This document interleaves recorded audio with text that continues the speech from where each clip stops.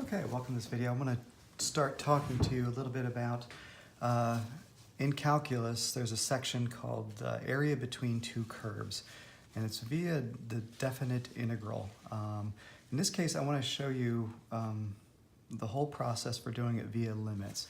You're typically probably familiar with the fact that if I just take a definite integral, I can get the area under the curve just by taking the function and then dx, and that'll get you there.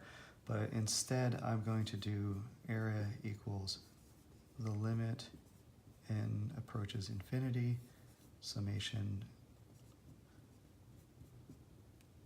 and that's f of x in terms of I, and that's via delta x. So I'm going to take it this way because there's plenty of videos out there showing you that other way.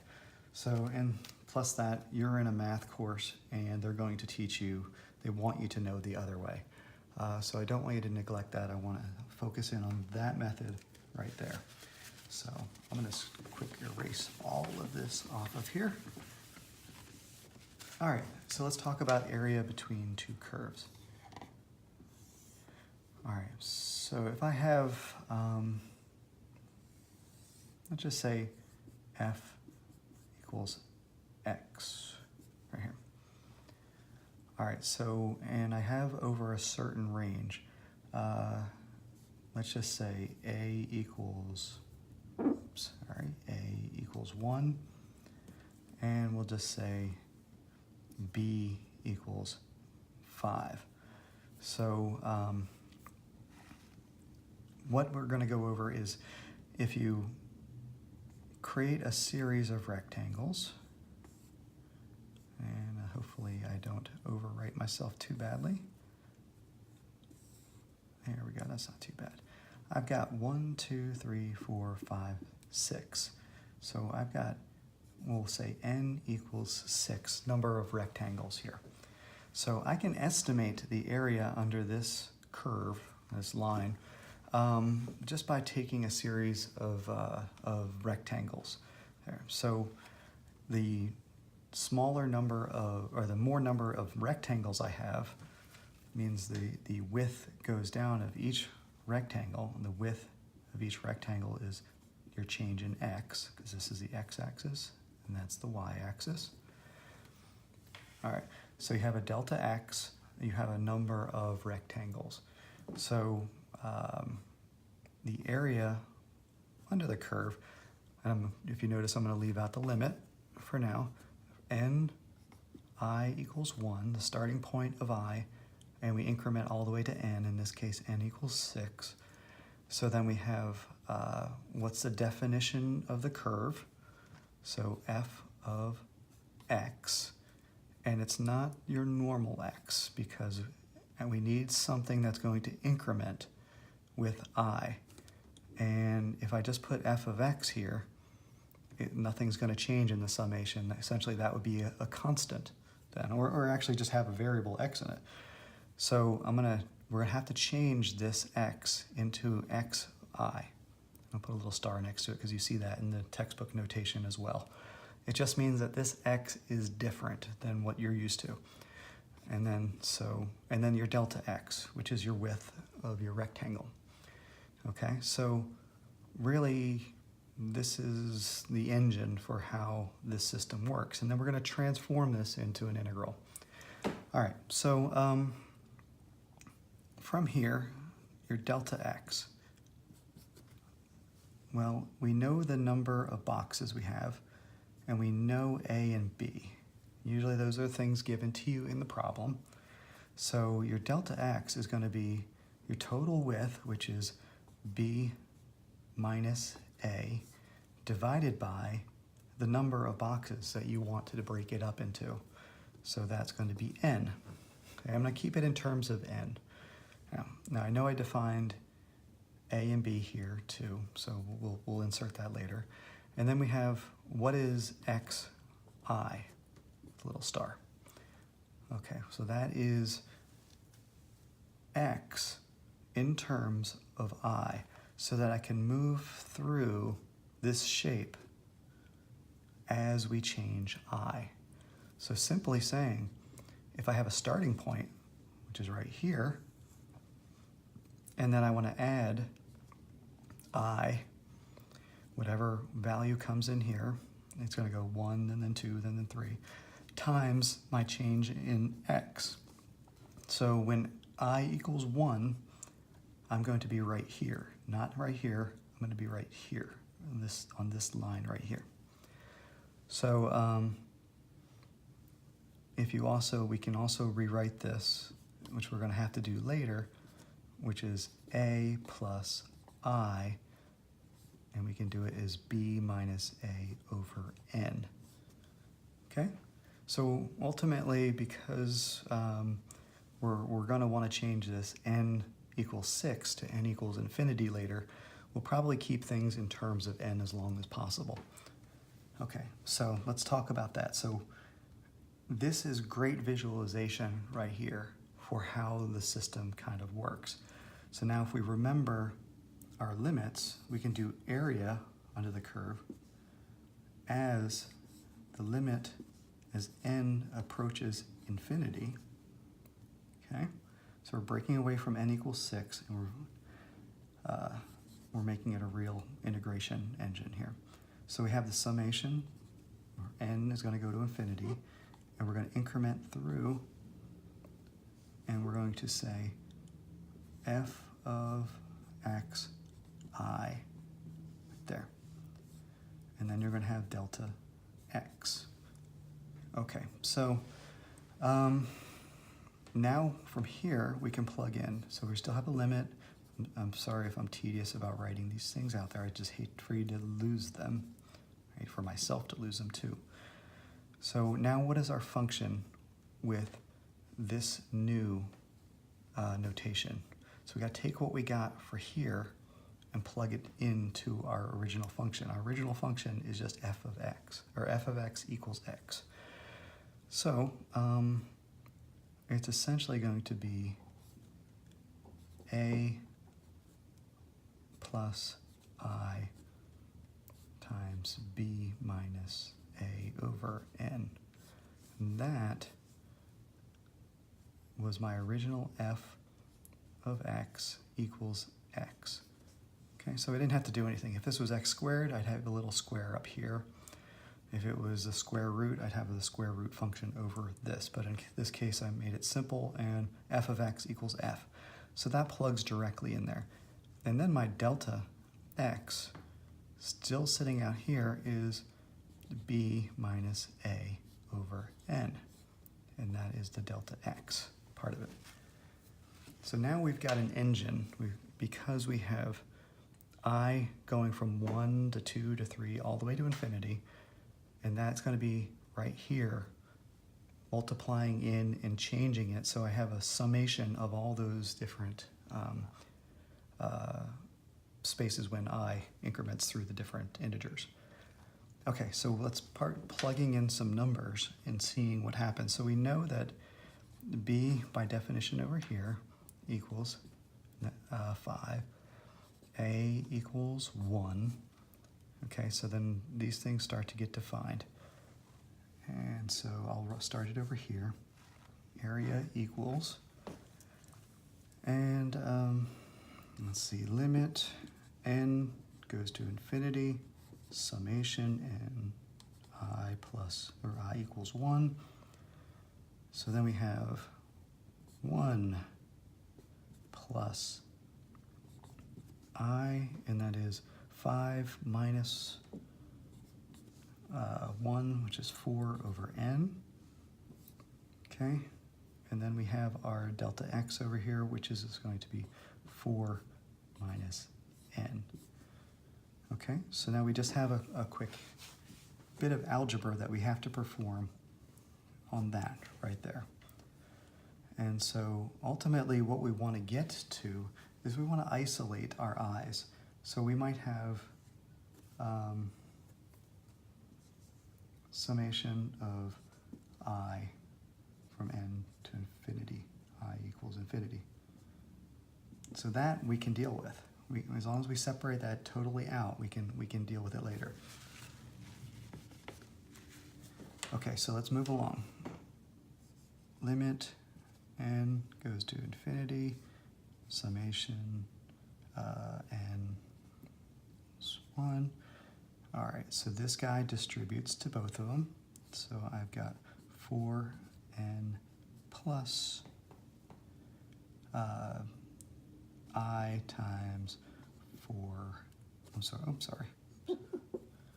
16 n squared. Okay, so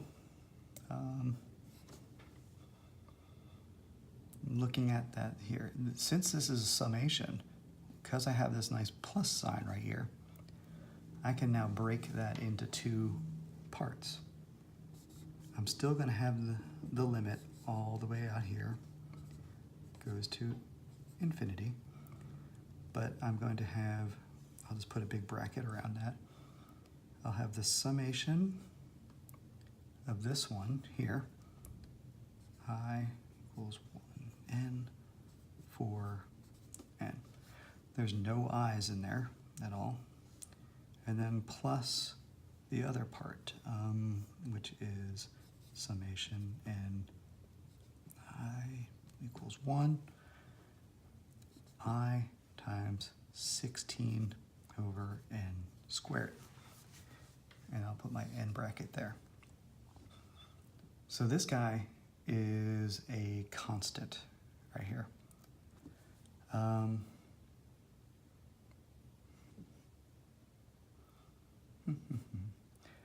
But if you notice, I have 4 over infinity, which means this guy goes away very quickly on me. It goes to 0 because I have 4 divided by infinity, and that's just going to go away. So that's good news for me. I don't have to worry about them anymore. And I haven't tried this before, so this particular problem, so bear with me. N, not m, we'll go n goes to infinity, and then we'll, what I can do is, because this guy is a constant, I can pull him out in front. So I can have 16 over n squared. And we're timesing that by the sum of I, right there. Okay, so now, if my memory serves me correctly, this guy right here is going to be equal to,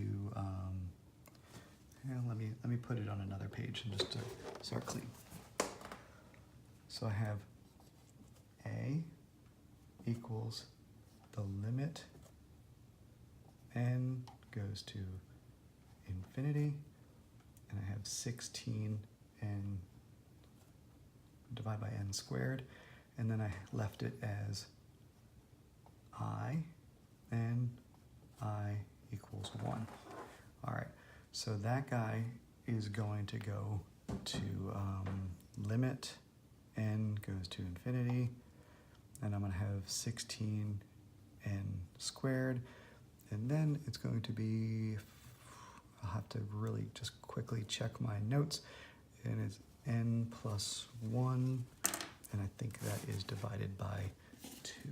And so what I typically use is there's a nice CRC, which is this book here. Once you get into engineering, you can see that it's on most engineers' bookshelves, especially if you're older than 40 years old like I am. All right, so, and looking at it, it is right. Okay. All right, so that's right there. Now what we have is we've got rid of our summation because we knew that the summation of I in terms of n. So n could be any number. Remember back before we had n equals 6, we could have plugged in n equals 6 here and got the correct answer.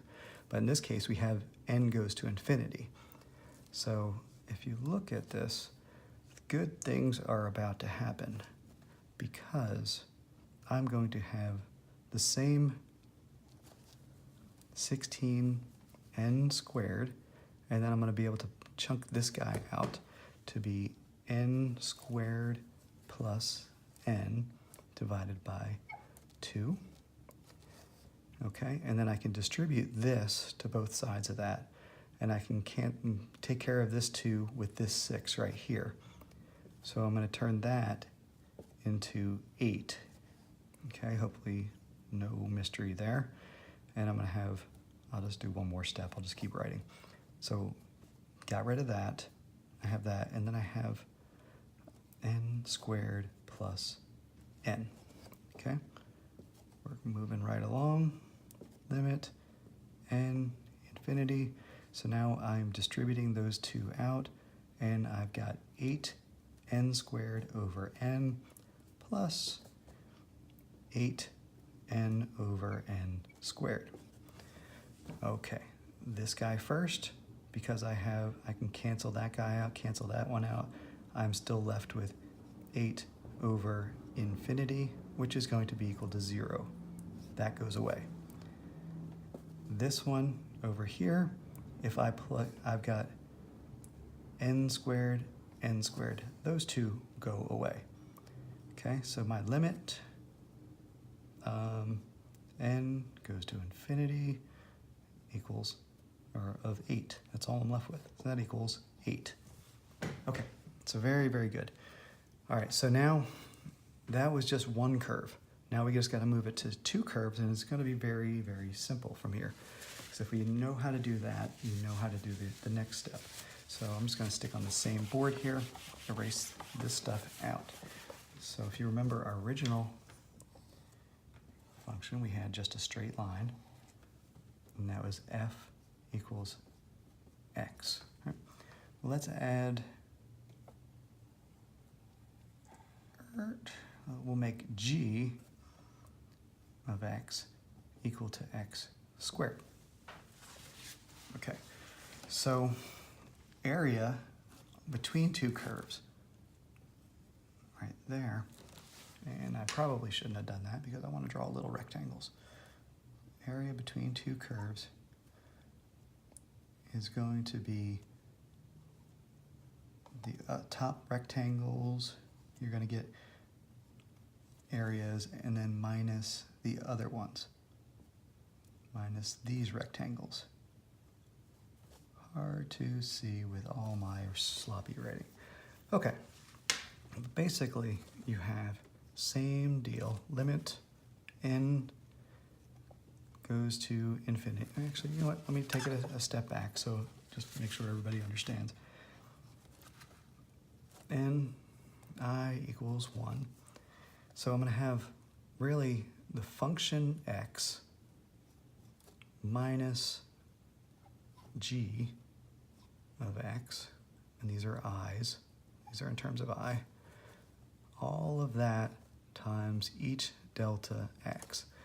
If you remember, your delta x's are just simply delta x, the width of those rectangles. No big deal. It's still the same formula. X equals b minus a over n. And n can be any integer, or it can go to infinity. So obviously we want to go to infinity because we want that exact answer. So in this case, if you remember, we had f of x minus g of x.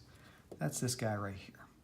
And this guy is x, and then we minus whatever we have in g of x, which was x squared. Okay, so this guy right here, instead of having to actually work out the x's and the x squared, this is actually going to be equal to this, which is equal to just, that's what it is actually. So yeah, I didn't give myself any nice like terms to cancel out, and obviously I haven't tried this before, so we'll give it a shot. All right, so now we've got something to plug in. So x I star is going to be equal to a plus I b minus a over n, which is your delta x, okay? So let's do ourselves a favor, and this time b will equal 1, a will equal 0. I will try to make it easier on myself. All right, so these two, let's switch over to everything being in terms of infinity. So we're going to introduce the limit. N goes to infinity. And we're going to do the summation. N I equals 1.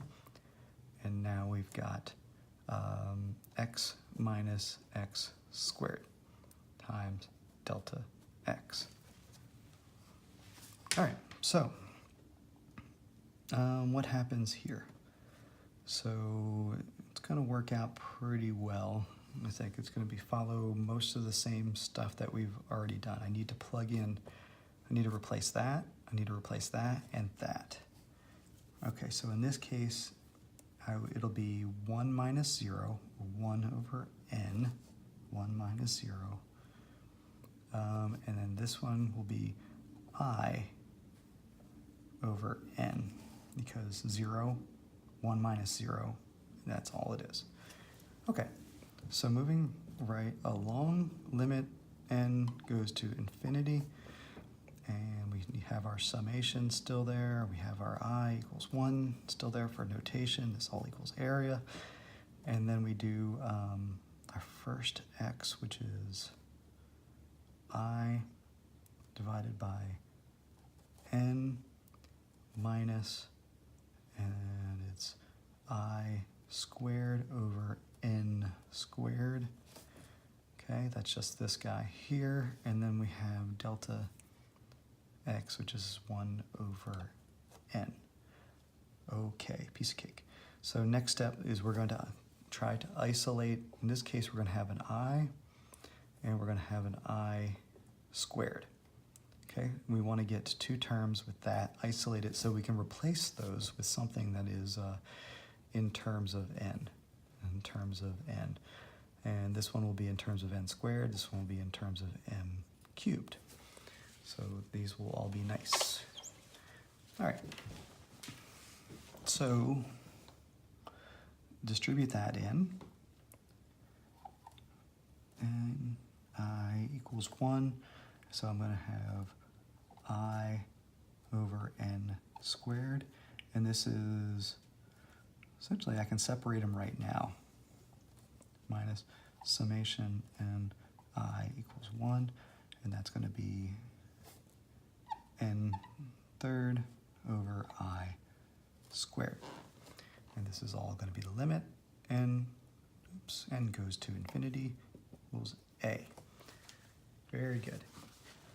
Okay, so this guy, what we're going to do is we're going to pull the n out in front. We're going to be left with I, the summation of I.